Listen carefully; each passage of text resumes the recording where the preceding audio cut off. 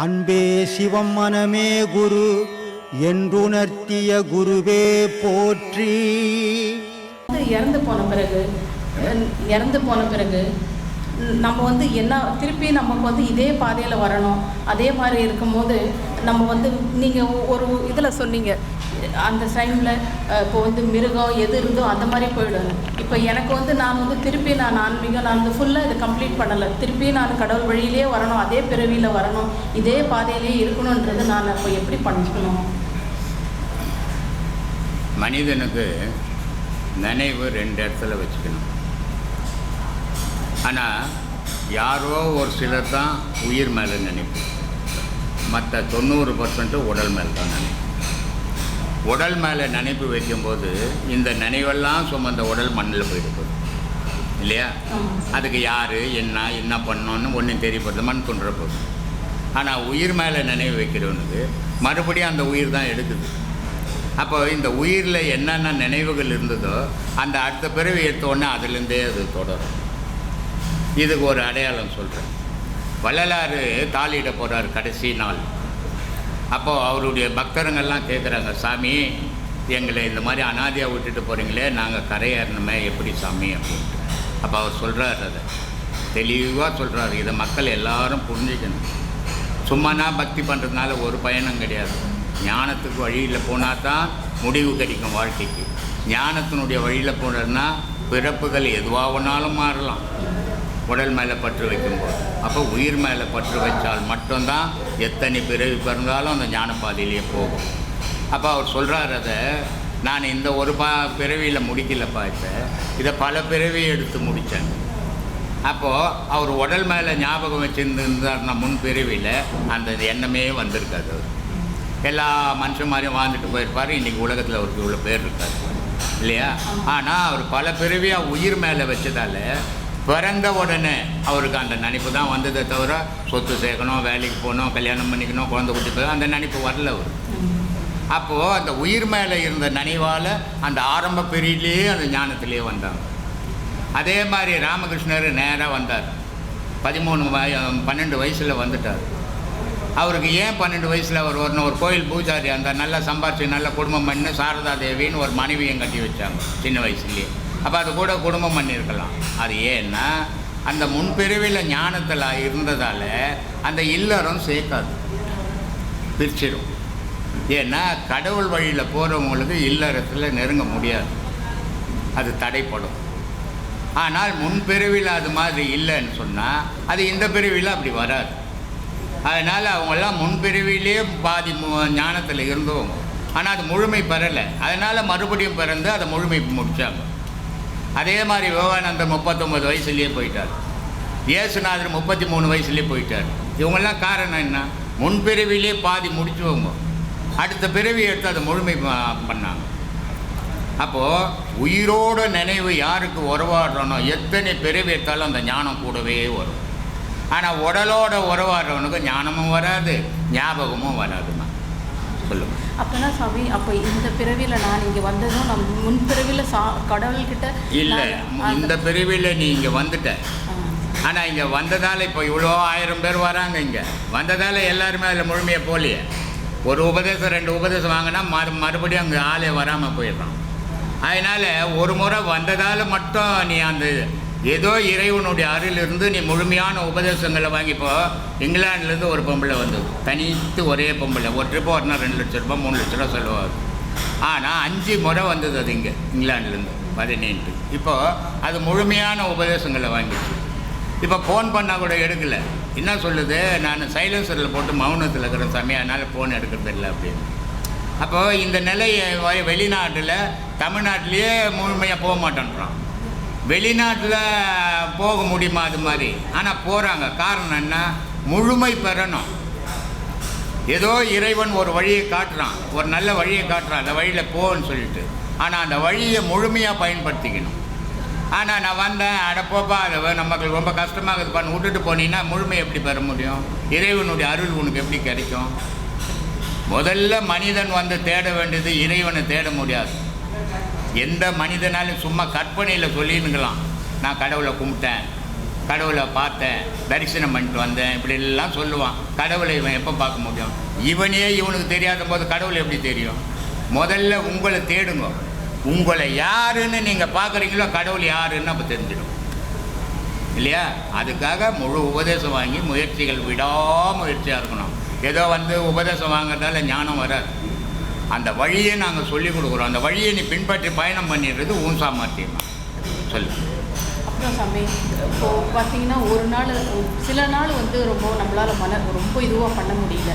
அப்போது அதெல்லாம் பரவாயில்ல. ஆனால் நீ அந்த நினைவோடு தானே இருக்குது. அதனால் பிரச்சனையே கிடையாது இல்லையா? அதனால் அந்த நீ இப்போ ஜென்ஸுக்கு பிரச்சனை இல்லை, லேடிஸுக்கு மாதமானால் மென்சஸ் பிரச்சனை இருக்குது. அவங்க அந்த நாளில் செய்ய முடியாது. ஏன்னா செய்தாங்கன்னா ஜாஸ்தி பீடிங் போகும். அதனால் அந்த நாளில் அவங்க செய்ய முடியாது. ஆனால் நினைவாக நம்ம இதில் இருக்கிறோன்ற நினைப்பு நிற்குது இல்லை. எல்லாமே மனிதனுடைய உயிரே நினைப்பு தாம்மா. நினைப்புன்னு ஒன்று இல்லைன்னா உயிருன்னு ஒன்று இல்லை உடலில். நினைப்புன்னு ஒன்று இல்லைன்னா செயலுன்னு ஒன்று இல்லை. நினைப்புன்னு ஒன்று இல்லைன்னா கடவுளே இல்லைம்மா. நினைவு தான் எல்லாத்துக்கும் பேஸ். அதனால் அந்த நினைவோடு வாழுங்க, அது உங்களை கரை. அன்பே சிவம் மனமே கூறு, மனம் மனத்தில் ஒடுங்கி என் மாயையெல்லாம் நீக்கி தூய ஒளி கிளம்பி என் துன்பமெல்லாம் தீர்த்து தாயை காட்டி தந்தையுடன் சேரவும் அருள் புரிய வேண்டும். குருவே அப்பா, குருவே அம்மா, குருவே கடவுள், குருவே தெய்வம், குருவே அனைத்துமா இருக்கிறார். குருவே நம்மளையெல்லாம் எல்லாரையும் வழிநடத்தி கொண்டிருக்கிறார். சாமி ஐயாவர் திருமூலர் பாடல் ஒன்று சொல்கிறார் சாமி. மண்மனம் எங்குண்டு வாழ்வு அங்குண்டு, மண்மனம் எங்குள்ளையோ வாழ்வு அங்கில்லை, மண் மனத்துள்ளே மனோலியர் அப்படின்றாரு. சொல்கிறாரு, உன்னுடைய மனம் எங்கே இருக்குதோ அங்கே உன்னோட நினைவு அங்கே போய்க்குது, உன்னோட நினைவு அங்கே போதோ உன்னோட உயிர் அங்கே போய்துன்றாரு. இப்போ அதே சாமி, இப்போது மனமும் அவர் தான் இருக்கார், நினைவாக அவர் தான் இருக்கார், உயிராக அவர் தான் இருக்கார். அப்போ நமக்குள்ளே இருக்கார். அப்போ அந்த மனோலயம் எப்படி சாமி அது நமக்கு? மனோலயம்னா என்ன? ஒரு புள்ளியில் மனசு ஆடாமல் அசையாமல் ஏதோ ஒன்றை பிடிச்சிக்கின்னு அப்படியே இருக்குது. ஒரு இரும்பு துண்டை காந்தகம் பிடிச்சிச்சு, பிடிச்சா எப்படி இருக்கும்? ஒரு ஈர்ப்பு வருது இல்லையா? அதை போல் இந்த மனசானது லயமானால் ஒரே புள்ளியில் உக்காந்துரும், அதை கடந்தே போகாது.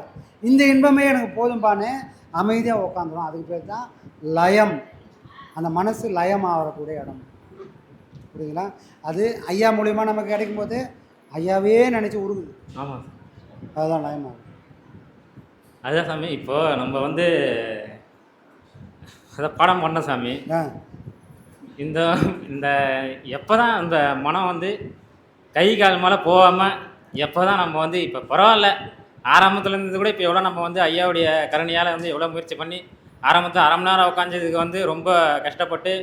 ஆனால் ஒரு விஷயம் மட்டும் சொல்லிக்கிறேன் சாமி. ஆனால் எல்லாருமே ஸ்டார்டிங்கில் பாடம் வாங்கும்போது எல்லாருக்குமே ரொம்ப கடினமாக தான் இருக்கும், ரொம்ப கஷ்டமாக தான் இருக்கும். ஏன்னா நம்ம செஞ்ச அந்த விதி கர்மா உட்கார விடாது. அது ரொம்ப வாட்டி வதிக்கும், அது உட்காரவே விடாது. இருந்தாலும் அந்த கஷ்டத்தையும் வலியும் தாங்கி கால் வலிச்சாலும் வலிக்கிட்டான், கை வலிச்சாலும் வலிக்கிட்டான், என்ன வந்தாலும் பரவாயில்ல.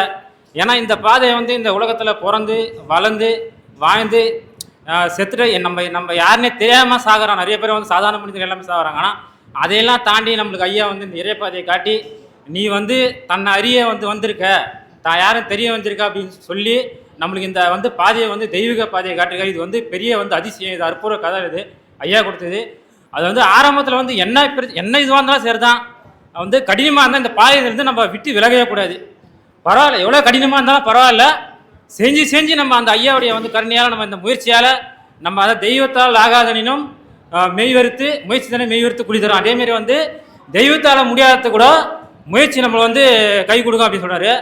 அந்த நம்ம முயற்சி நம்ம ஐயா மேலே பாரத்தை போட்டு ஐயா மேலே கண்ணி வச்சு ஐயா நம்ம கடவுளாக ஏற்றுக்கின்னு அந்த பாடத்தில் நம்ம உட்காந்து செய்ய அந்த நம்ம உடல் மேலே அந்த நினைவு போய் அந்த உயிர் மேலே நினைவு போக நம்ம அந்த வழியெலாம் ஆரம்பத்தில் போயிட்டு அந்த நம்ம பாடத்து மேலே ரொம்ப டீப்பாக ஐயா நம்மளை போக வைப்பார்.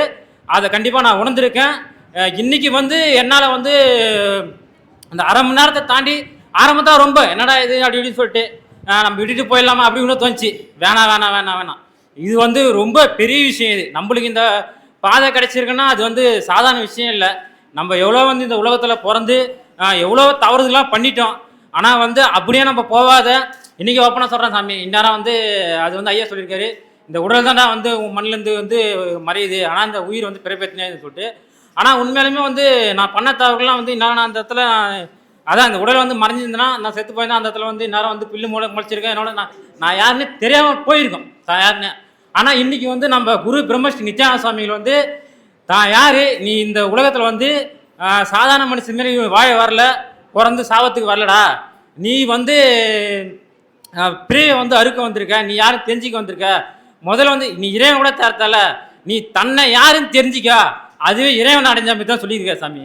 அது வந்து அதேமாரி யாருமே இந்த சதம் ஆரம்பத்தில் வந்து கடினமாக நீ அந்த பாதையிலேருந்து யாரும் விலகாதீங்க, இந்த பாடத்தை வாங்கி செஞ்சுனே வாங்க, ஐயாவே நம்மளுக்கு வந்து வழிகாட்டி கொண்டுட்டு போயிட்டே இருப்பார். அதான் சாமி, அதுதான் சாமி, அது இன்னொரு வந்து சந்தோஷம், ரொம்ப சந்தோஷம். உண்மையா சாமி.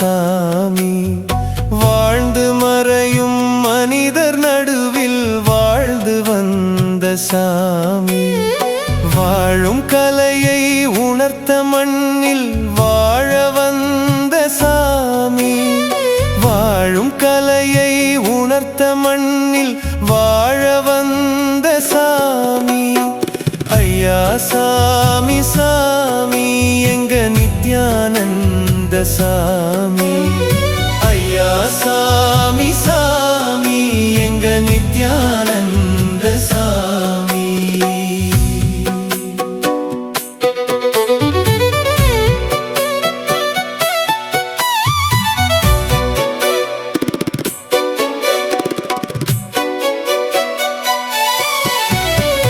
ஆதி அந்தம் அற்றதாக இருப்பதுதான் சாமி, ஆதி அந்தம் அற்றதாக இருப்பதுதான் சாமி, நித்யானந்தம் என்று இங்கு இருந்தந்த சாமி, நித்யானந்தம் என்று இங்கு இருந்தந்த சாமி, ஜீவராசி வாசியாசி வாங்க வேண்டும் என்று, ஜீவராசி வாசியாசி வாங்க வேண்டும்